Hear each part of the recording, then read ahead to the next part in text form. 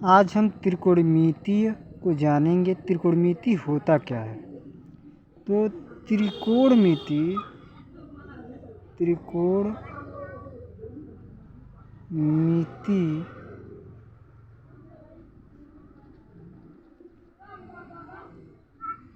Trigonometry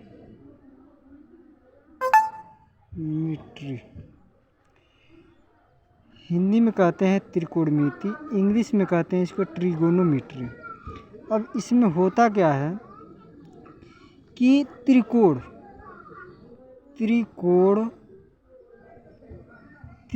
का मतलब होता है कि तीन भुजाओं से घिरी हुई आकृति।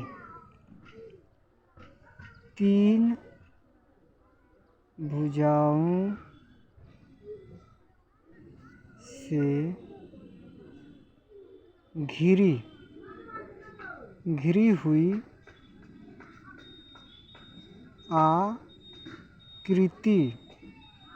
आकृति को तीन भुजाओं से घिरी हुई आकृति को त्रिकोण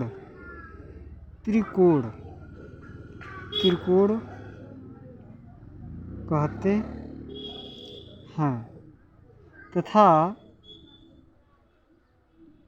तथा मिति का अर्थ होता है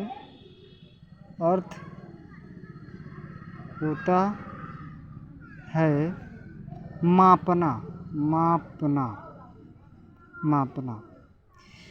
अब त्रिकोणमिति और यहाँ पर है मिति, त्रिकोण प्लस मिति। त्रिकोण का मतलब हो गया हमारा तीन भुजाओं से घिरी हुई आकृति को त्रिकोण कहते हैं, तथा मिति का अर्थ होता है मापना, यानी कि तीनों भुजाओं के मापने की विधि को त्रिकोणमिति का परिभाषा हो गया तीनों भुजाओं को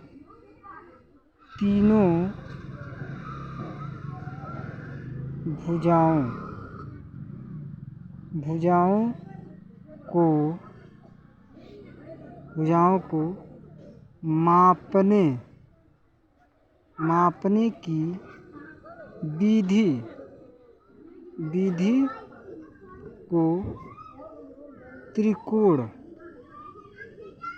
को त्रिकोणमिति कहते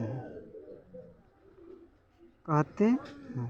अब इसमें आता है कि तीनों भुजाओं तो तीन भुजाओं को हम क्या करेंगे, एक चित्र बनाएंगे। ऐसे एक चित्र बना लेंगे और इस चित्र को हम ऐसे मिला लेंगे। अब यहाँ पर क्या है, ये हमारा तीन भुजाएं दिखाई दे रही हैं। अब इस भुजाओं के नाम लिख लेते हैं। ए हो गया, बी हो गया, सी हो गया। अब यहाँ पर देखेंगे कि इस त्रिभुज में जो भुजाएं घिरी हुई हैं, तीन भुजाएं घिरी हुई हैं, अब इसमें कितने अंश का कोण बन रहा है? ये हमारा 90 अंश का कोण बनेगा। तो त्रिकोणमिति में हम समकोण त्रिभुज को ही लेते हैं और समकोण त्रिभुज का ही सबसे ज़्यादा उपयोग करते हैं त्रिकोणमिति में। तो अब यहाँ पे क्या है, ये हमारा बन गया समकोण। अब इसी समकोण त्रिभुज की सहायता से हम इन सभी कोणों का मान भी ज्ञात कर सकते हैं और इसका फार्मूला भी बना सकते हैं।